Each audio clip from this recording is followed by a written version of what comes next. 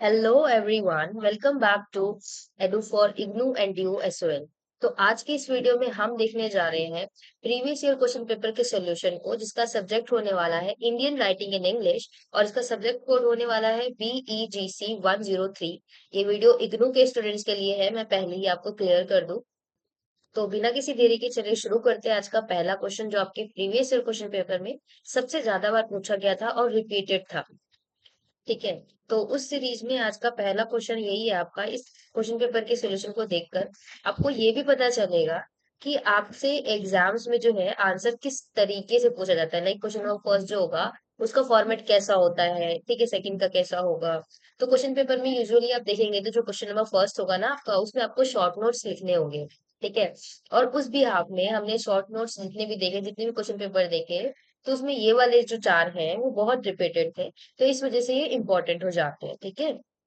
चलिए एक एक करके देख लेते हैं। फर्स्ट है हमारा humour in a tiger of Malgudi. तो देखिए इसमें ना इसके ह्यूमर के बारे में बताना है। तो यहाँ पे आप ये वाला एग्जांपल देके बहुत अच्छे से बता सकते हैं कि कैसे जब राजा रिकॉल करता है अपने उन दिनों को, जो एज अ वाइल्ड, जब वो वाइल्ड था और अल्टीमेट बीस्ट जब बन गया था वो, तो वो कैसे दिखाता है कि उसका इंटरेक्शन जो है ह्यूमंस के साथ किस तरीके से हुआ था। वो अपने आप में ही एक अम्यूजिंग था। ठीक है। तो ये चीज यहाँ पे इस एग्जाम्पल को बताते हुए आप बता सकते हैं कि कैसे जो स्टोरी है वो यूज करती है ह्यूमर को टू एक्सप्लोर जितने भी डीपर थीम्स है, like self awareness, spiritual growth, इन सभी को डिस्क्राइब करने के लिए, ह्यूमर को आगे डिस्क्राइब करने के लिए यहाँ पे चीजों को स्किलफुली यूज किया गया है। ठीक है। नेक्स्ट हम आते हैं Shakutai and Urmi's relationship in the binding vine. तो देखिए, सॉरी, वाइंडिंग माइंड में क्या है कि जो शशि देश पांडे हैं, उनका रिलेशनशिप बिटवीन जो शकुताई है और जो उर्मी है, उनका रिलेशन किस तरीके से दिखाया गया है वो बहुत ही एक्सप्लोर करता है ऐसे ग्रीफ को, लॉस को, और जितने भी फीमेल सॉलिडेरिटी होती है उसको यहाँ पे दिखाता है। कैसे जो शकुताई होती है एक मदर की तरह डील करती है विद ऑफ ट्रॉमा, की उनके जो डॉटर होती है कल्पनाज रेप होता है, वो कोमा में चली जाती है। ठीक है। और वो फाइंड करती है एक उर्मी जो होती है उसको एक तरीके से सपोर्ट में देखती है, who is also grieving the loss of her dad baby. ठीक है। देखिए यहाँ पे क्या है, ये दोनों वुमेन्स जो है उनका बैकग्राउंड तो बिल्कुल डिफरेंट है, पर ये दोनों वुमेन्स जो होती हैं डीपली कनेक्टेड होती हैं, बिकॉज उनका जो पेन था वो एक दूसरे के साथ शेयर करती हैं। क्योंकि दोनों के पास ही भले ही अलग अलग पेन था, पर वो उसके बावजूद डीपली कनेक्ट हो जाती है, बिकॉज दोनों ने पेन फेस किया होता है। ठीक है। कैसे उर्मी हेल्प करती है शकुताई को कि फेस करना, और जितनी भी हार्श रियलिटी है उस कल्पना, उस सिचुएशन को देखना और उसको फेस करने के लिए वो उसको केपेबल बनाती है। ठीक है। नेक्स्ट जो है ये वाला इंपॉर्टेंट है, जिसमें आपको शॉर्ट नोट लिखने को आ सकता है। Deeper meaning of a lost child in मुल्क राजा आनंद स्टोरी जो है, एक जो स्टोरी है अ लॉस्ट चाइल्ड, इसमें कैसे डीपर मीनिंग के साथ रिवॉल्व किया गया है अराउंड जितने भी इनोसेंस है चाइल्डहुड को लेकर, जितने भी पेनफुल रियलाइजेशन हुए हैं कि कैसे सेपरेशन हुआ है लव्ड वंस के साथ, उनका सेपरेशन हो जाता है, मतलब वो बिछड़ जाते हैं। ठीक है। वो चीज कैसे यहाँ पे फेयर लॉस साइड दिखाती है। जो पेरेंट्स होते हैं वो सडनली फील होते हैं कि उनको ओवरवेलमिंग फियर हो जाता है कि कैसे वो अकेले पड़ जाते हैं अचानक से। तो ये चीज यहाँ पे दिखाया गया है, इसको आप बता सकते हो इन डेप्थ में। नेक्स्ट है interpretation of the poem bold blood, sorry. तो इन कमला दास पोएम जो ब्लड पोएम है, इसमें पोएट जो होते हैं वो कैसे डेवलप करते हैं थीम्स को, हेरिटेज को, आइडेंटिटी को और फेमिलियल टाइज को। ये जो पोएम है वो रिफ्लेक्ट होता है on the poets relationship with the family, particularly जो उनकी ग्रैंड मदर हैं और जो एंसेस्ट्रल होम्स हैं उसके बिहाफ पे। ठीक है। तो the title blood symbolize both familial bonds and the inherited traits and traditions that shapes one's identity. कि कैसे इस ब्लड ये सिंबलाइज करता है यहाँ पर टाइटल, फैमिली के साथ बॉन्ड्स के साथ साथ जो इनहेरिटेड ट्रेट्स होते हैं उसको भी यहाँ पे दिखाता है। ठीक है। तो आ जाते हैं क्वेश्चन नंबर सेकंड पे, जिसमें अगेन आपको शॉर्ट नोट लिखना है एक तरीके से। ठीक है। तो जिस फर्स्ट है हमारा, जिसमें discuss a tiger for Malgudi as an allegory and analyse the winding vine as a stream of conscious novel, attempt a characteristics of Vimala from the story the other woman. ठीक है। तो एक एक करके देख लेते हैं, जिसमें फर्स्ट देखते हैं टाइगर ऑफ मलगुडी। तो इसमें आप इस तरीके से बता सकते हैं कि कैसे जो नारायण है उन्होंने इंटरप्रेट किया है इसको टाइगर को एज ए एलिगेरी के थ्रू, क्योंकि वहां पे जो स्टोरी है टाइगर का नेम किया है राजा, सो जो सिंबलाइज करता है एक डीपर स्पिरिचुअल जर्नी के टुवर्ड्स जाता है वो। और जो नॉवल है वो ऑल्सो बताता है टेल ऑफ राजा, साथ साथ जो फॉर्सफियस टाइगर है उसके बारे में भी, जो इवेंचुअली एक तरीके से एनलाइटेंड होते हैं under the guidance of spiritual master, और फिर वो आगे चलकर ट्रांसफॉर्मेशन की तरफ बढ़ते हैं। ठीक है, आप वीडियो पॉज करके स्क्रीन पॉज करके आप देख सकते हो, लिख सकते हो, नोट्स बना सकते हो। ठीक है, the binding vines as a stream of consciousness novel. देखिए, शशि देश पांडे का जो बाइंडिंग वाइन्स ये जो नॉवल है, ये एक तरीके से बहुत ही ज्यादा कॉन्शियसनेस नॉवल बोला जा सकता है इसको, क्योंकि जो नैरेटिव है वो अलाउ नहीं करता है एक लीनियर स्ट्रक्चर को, इंस्टेड ये फ्लो होता है थ्रू उर्मीज मेमोरीज, रिफ्लेक्शन और उसकी जो फीलिंग्स होती है उसके थ्रू यहाँ पे आपको देखने को मिलता है। ये जो टेक्निक्स यहाँ पे जितनी भी यूज की गई हैं वो रीडर्स को अलाउ करता है एक्सपीरियंस करने के लिए कि जो प्रोटैगनिस्ट है उसका इनर टर्मोइल क्या है, उनका ग्रीफ क्या है लॉस को लेकर अपने डॉटर को। ठीक है, वो चीज आप यहाँ पे बता सकते हो through out this narrative style. जो देश पांडे हैं वो इफेक्टिवली कन्वे करते हैं साइकोलॉजिकल डेप्थ को, उनके कैरेक्टर्स और जो इंट्रिकेट वेब था ऑफ ह्यूमन एक्सपीरियंसेस और रिलेशनशिप का, वो एक्सप्लोर यहाँ पे होता है। नेक्स्ट हम देखते हैं कैरेक्टर स्केच ऑफ विमला। देखिए, इन द अदर वुमेन जो ये विमला थी उसको पोर्ट्रे किया गया है एक तरीके से कॉम्प्लेक्स और इंट्रिग्यूनिक कैरेक्टर की तरह, जो एक तरीके से सेकेंड वाइफ होती है ऑफ द प्रोटैगनिस्ट फादर, और जो उनका प्रेजेंस होता है in the household is both unsettling and captivating. जो विमला होती है वो डिपिक्टेड होती है as a women who defies traditional expectation, जो she is independent, assertive and unapologetic, ठीक है, about her position as the other woman despite the societal stigma attached to her role. Vimla displays a strong sense of self growth and resilience. उनका जो character है, challenges हैं, जो norms है society का, वो हाईलाइट्स करते हैं स्ट्रगल को, और साथ ही साथ चॉइसेस ऑफ वुमेन को, जो एक पैट्रियार्कल वर्ल्ड को के लिए जरूरी होता है। तो वो इस तरीके से उसका एक तरीके से आप कह सकते हैं डायनेमिक कैरेक्टर विमला का है।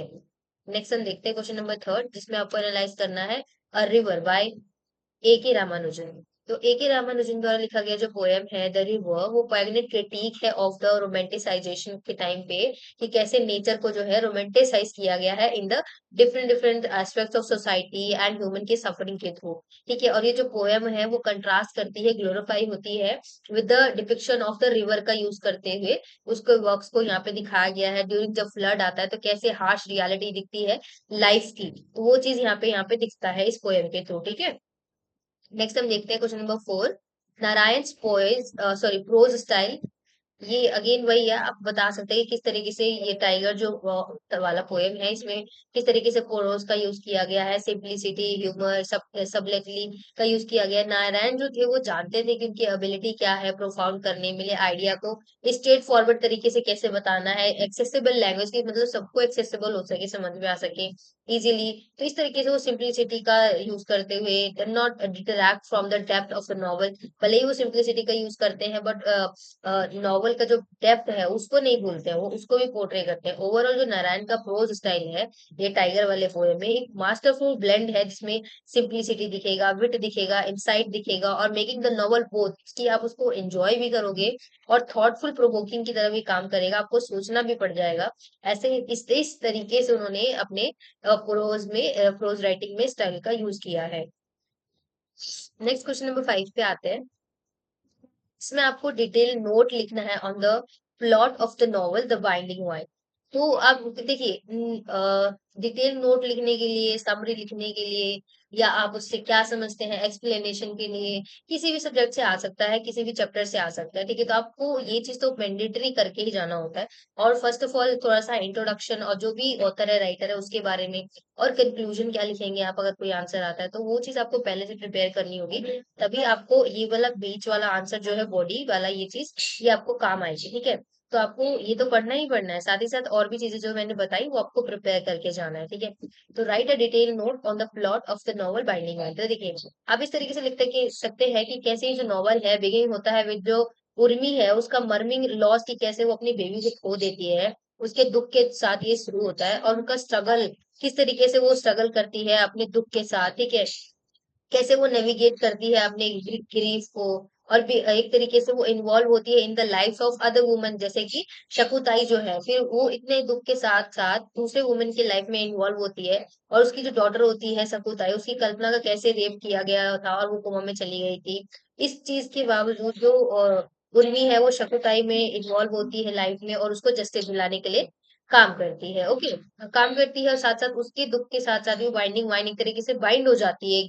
जो वाइन है, एक तरीके से आप कह लीजिए ना, दुख कह लीजिए, जो दोनों का दुख था एक तरीके से बाइंड हो जाता है। तो ये चीज यहाँ पे दिखेगा आपको, ठीक है।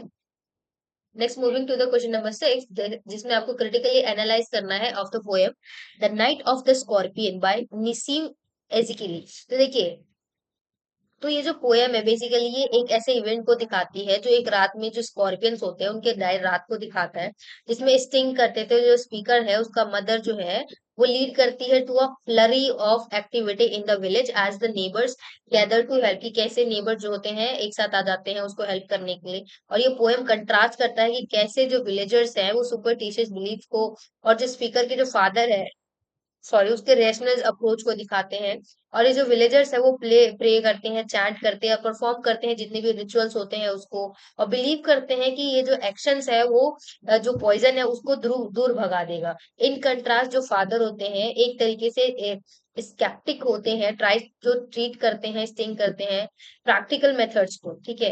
पर ये जो पोयम है वो कैप्चर करता है tension between traditional and modernity, कि कैसे जो फादर है वो प्रैक्टिकल मेथड्स पे बिलीव कर रहा है, दूसरी ओर जो गांव वाले लोग हैं वो प्रे कर रहे हैं, चैंट कर रहे हैं, रिचुअल्स को फॉलो कर रहे हैं।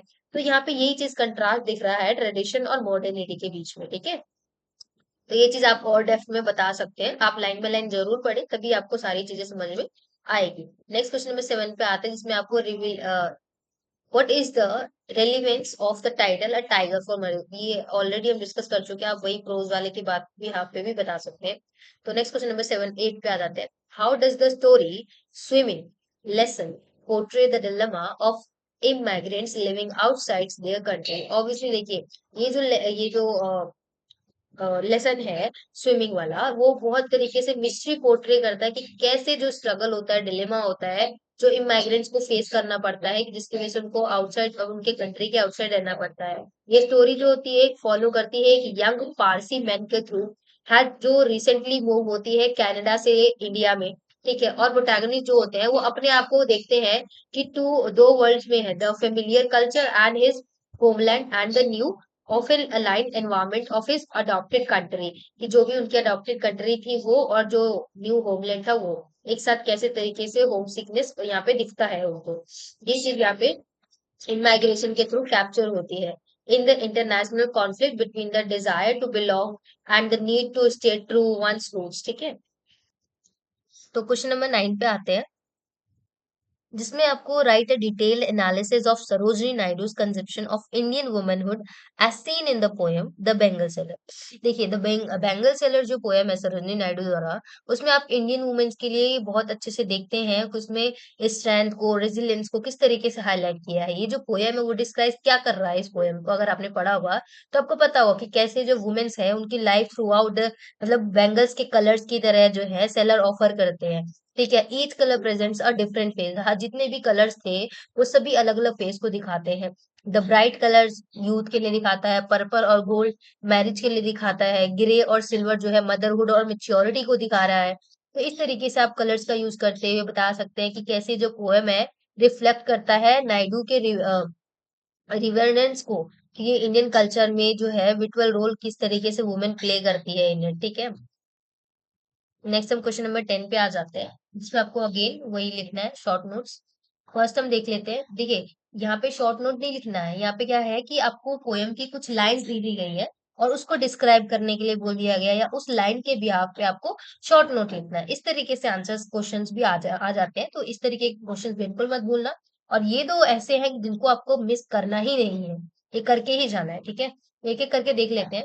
She told us she rode her elephant when she was 10 or 11 every Monday without fail to the Shiva shrine and back to home again। तो ये वाला पैसेज है, अगर आपने पढ़ा होगा तो आपको पता चल जाएगा कि ये from a work that reflects on the memories ये जो है चाइल्डहुड एक्सपीरियंस को दिखा रहा है। और यहाँ पे इमेजरी ऑफ राइडिंग एलिफेंट की तरह दिखाया गया कि कैसे जो शिवा है वो एवरी मंडे सजेस्ट करता है एक रिचुअलिस्टिक कल्चर को, सिग्निफिकेंट एक्टिविटी को, जो एक्ट होता है एक राइडिंग एन एलिफेंट की तरह, जो मेजेस्टिक और पावरफुल एनिमल की तरह दिखता है। ठीक है, नेक्स्ट हम देखते हैं how often I think of going. तो ये पैसेज जो है यहाँ पे आप देखेंगे, ये वाला ऊपर वाला, how often I think of going there to peer through blind eyes, windows, or just listen to the frozen air or in wild despair. ठीक है, तो यहाँ पे आप ये भी बता सकते हैं कि ये कहाँ से लिया गया है, हालांकि हम यहाँ पे सिर्फ डिफिनेशन देख रहे हैं। ठीक है, सो ये passage seems to express a deep sense of longing and introspection.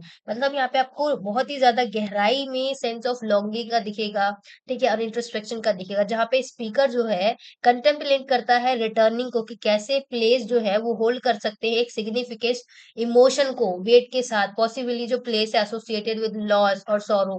ठीक है, जो ब्लाइंड आईज है विंडोज के अंदर फ्रोजन ईयर्स के लिए सजेस्ट करता है एक ऐसे प्लेस को that is no longer vibrant और अलाइव। परहैप्स ये जो मेटाफर है फॉर द लॉस्ट होप और a place where time has stop, the mention of wild disappear indicates the intensity of the speaker's emotion, जो reveal करते हैं एक deep inner conflict को and the desire to reconnect with the past, कि मतलब कैसे एक जो नया डीपर इनर कॉन्फ्लिक्ट बना है और साथ ही साथ जो कनेक्ट करना है, रिकनेक्ट करना है पास्ट के साथ, ये चीज यहाँ पे एक्सप्लेन करी गई है। ठीक है, तो कुछ इस तरीके से आपको डिस्क्राइब करना था इन लाइंस को। ठीक है, आप वीडियो पॉज करके लिख सकते हैं। देखिए, ये दोनों तो लाइंस हैं, ठीक है, और ये डिस्क्रिप्शन है इसका। तो इस सब्जेक्ट के अलावा अगर आपको कोई और सब्जेक्ट का सॉल्यूशन चाहिए तो आप हमें कमेंट सेक्शन के थ्रू बता सकते हो। We will try to provide you as soon as possible. So don't forget to like, share, and subscribe, and thank you so much for watching.